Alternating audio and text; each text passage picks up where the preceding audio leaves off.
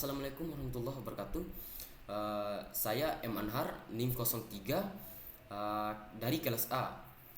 Pada video ini saya akan mempresentasikan sebagian dari studi kasus yang telah kami rancang, yaitu sistem bengkel aksesoris motor. Adapun pembahasan yang akan disampaikan meliputi UML kelas diagram, kamus data, serta user interface system. Selanjutnya saya akan memulai pembahasan dari UML kelas diagram.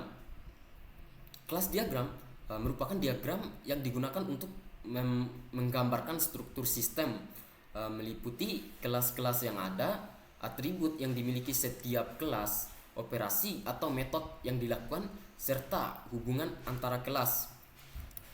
Pada sistem ini terdapat 5 kelas utama, yaitu pelanggan, transaksi, antrian, barang jasa, dan pembelian. Kelas pertama adalah pelanggan.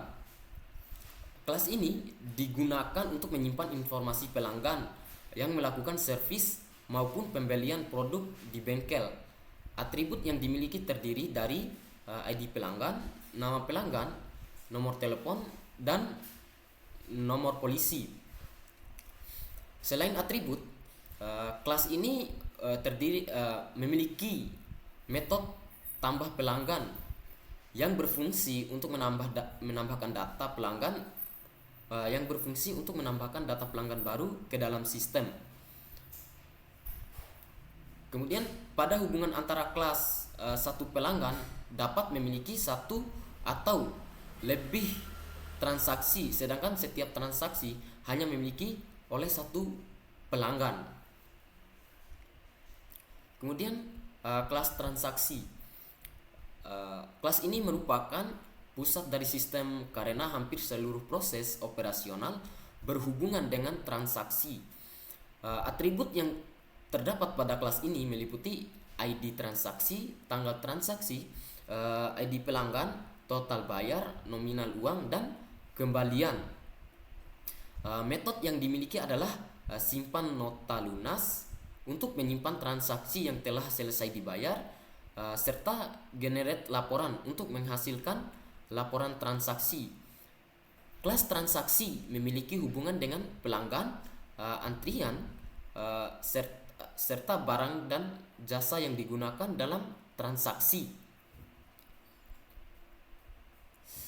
Kemudian kelas antrian. Kelas ini digunakan untuk mengatur proses antrian kendaraan yang akan diservis. Atribut yang dimiliki yaitu ID antrian, ID transaksi, nomor polisi, dan status antrian. Status antrian digunakan untuk menunjukkan kondisi kendaraan, misalnya menunggu, sedang dikerjakan atau telah selesai. Metode yang digunakan yaitu insert antrian baru untuk menambahkan antrian baru, serta metode update status antrian untuk mengubah status antrian sesuai perkembangan proses servis. Hubungan antara transaksi dan antrian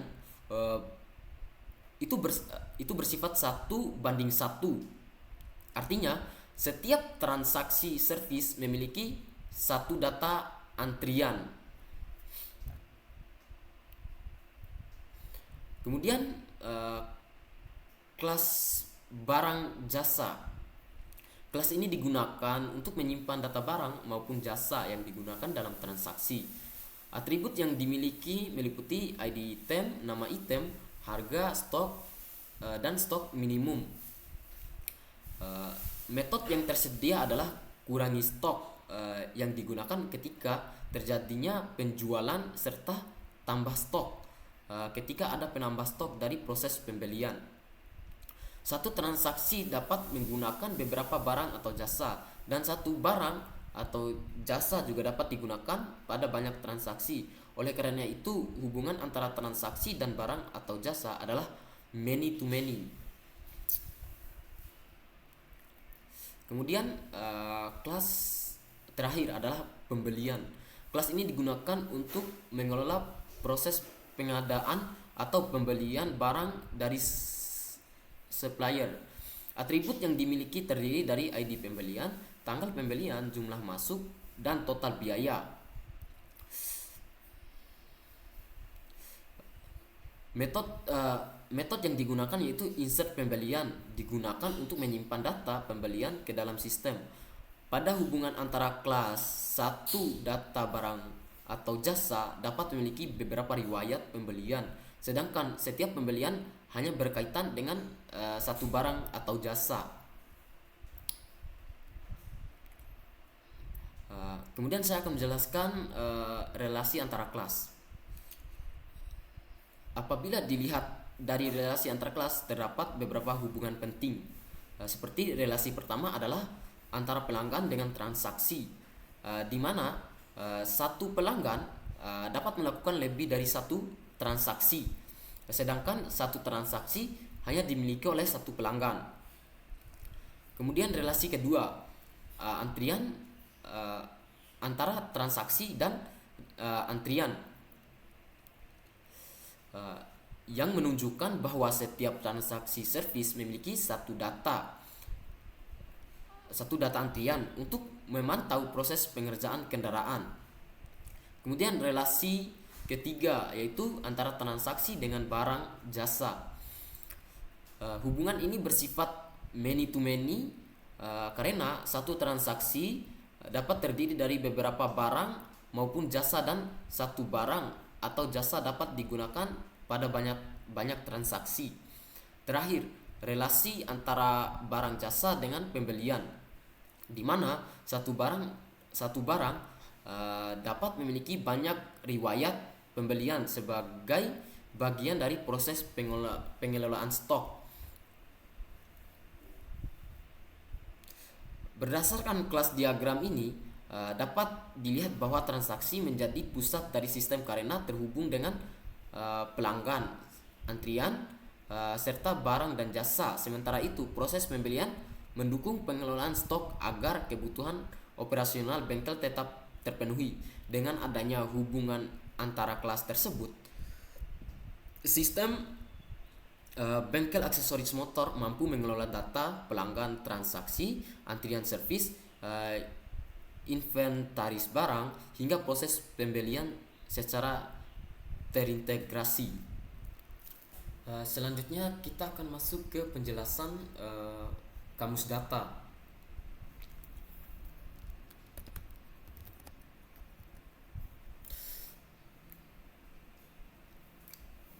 Pada bagian pertama adalah data master.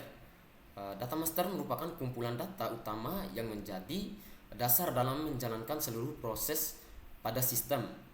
Tabel pertama yaitu master barang, yang digunakan untuk menyimpan informasi stok barang seperti kode barang, nama barang, kategori, jumlah stok, lokasi penyimpanan, satuan, dan harga jual. Selanjutnya terdapat tabel master jasa, yang berfungsi menyimpan daftar layanan servis beserta tarifnya. Kemudian terdapat tabel master pelanggan, yaitu digunakan untuk menyimpan data pelanggan seperti identitas pelanggan, nomor telepon, nomor polisi kendaraan, serta tipe motor. Dan ada tabel master supplier, yang menyimpan informasi supplier sebagai penyedia barang untuk kebutuhan restock.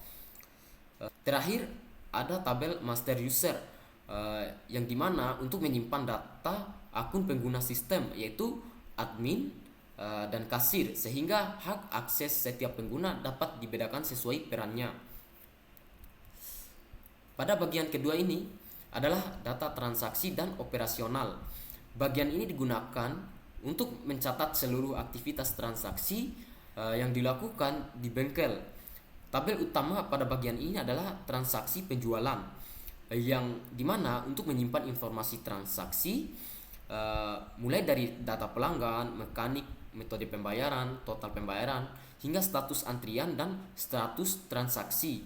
Selanjutnya terdapat tabel detail penjualan barang, yang berfungsi menyimpan rincian barang yang dibeli dalam setiap transaksi seperti kode barang, jumlah pembelian, dan harga jual pada saat transaksi dilakukan. Kemudian terdapat tabel detail penjualan jasa yang digunakan untuk mencatat layanan atau jasa servis yang dikerjakan pada setiap transaksi. Nah, bagian terakhir adalah data pengadaan barang. Bagian ini digunakan untuk mengelola proses pembelian barang dari supplier hingga barang diterima di gudang.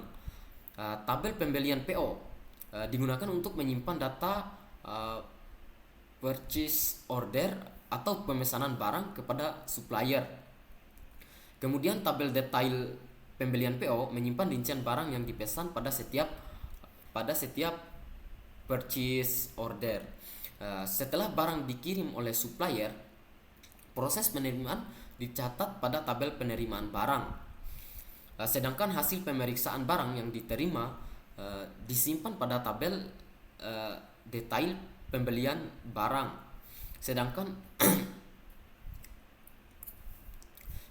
setelah barang dikirim oleh supplier, proses penerimaan dicatat pada tabel penerimaan barang.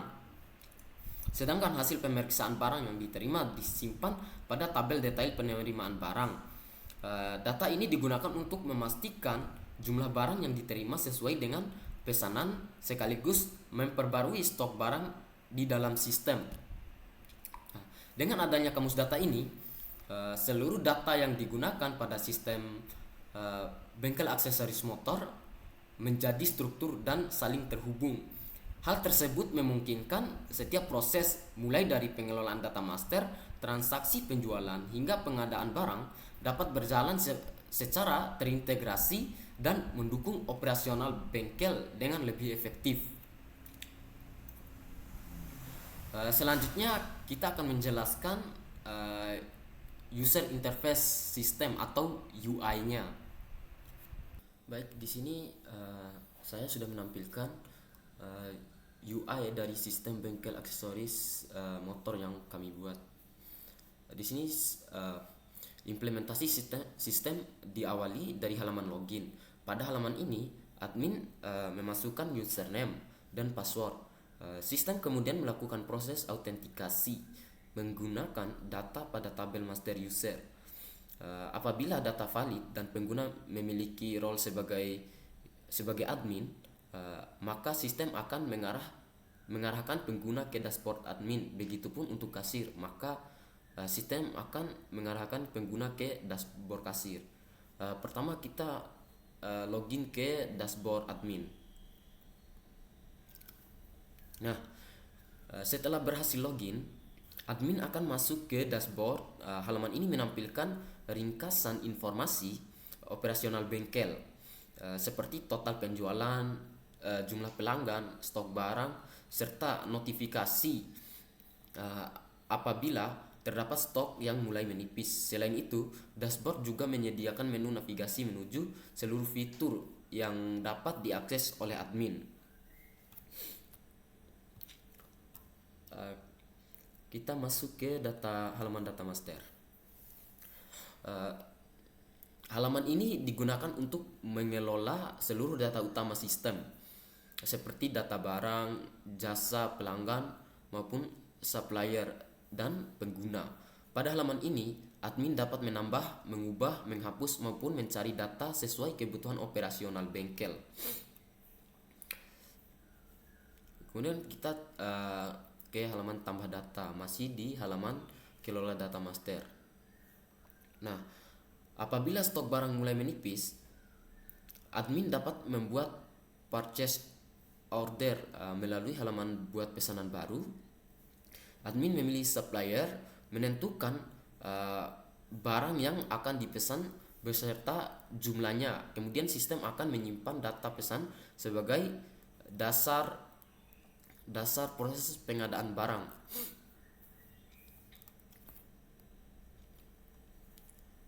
Setelah si admin membuat pesanan barang terhadap supplier yang dituju, maka kita ke halaman data supplier. yang dimana halaman ini adalah halaman penerimaan barang. Setelah supplier mengirimkan barang, admin melakukan proses verifikasi pada halaman penerimaan barang.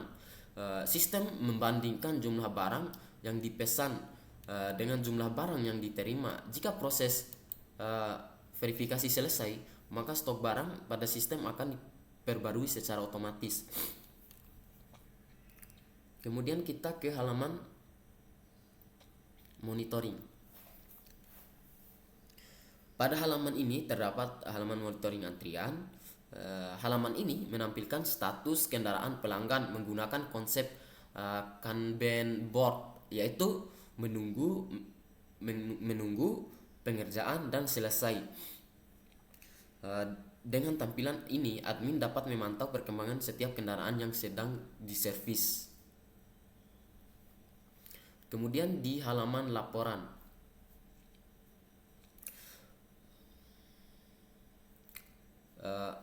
di sini admin dapat melihat laporan operasional serta melakukan pemantauan stok barang.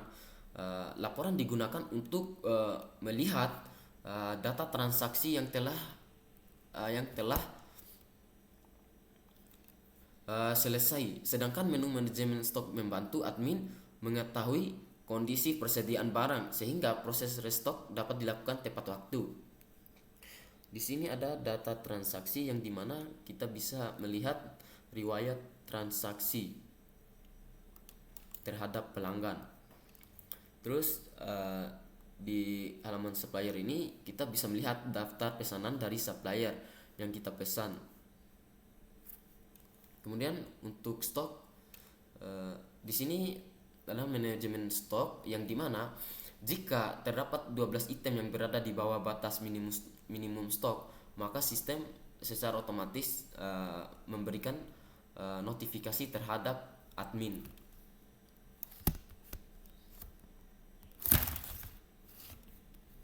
Selanjutnya kita akan ke dashboard kasir.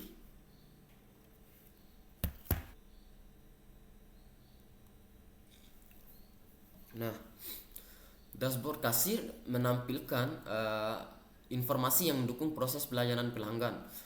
Selain ringkasan transaksi, halaman ini juga menyediakan akses cepat menuju proses input pesanan, monitoring, antrian, dan finansial pembayaran. Terus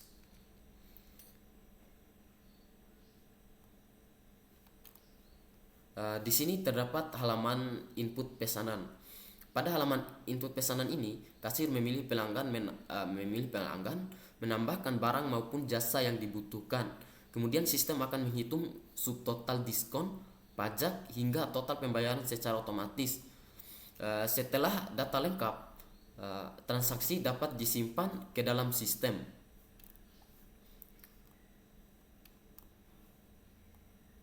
Nah, di sini adalah finansial pembayaran yang dimana struk dari pembayaran pelanggan itu bisa dicetak.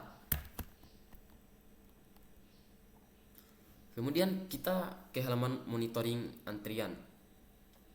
Setelah transaksi dibuat, kendaraan akan masuk ke halaman monitoring antrian. Status kendaraan akan berubah sesuai proses pengerjaan, mulai dari menunggu pengerjaan hingga selesai.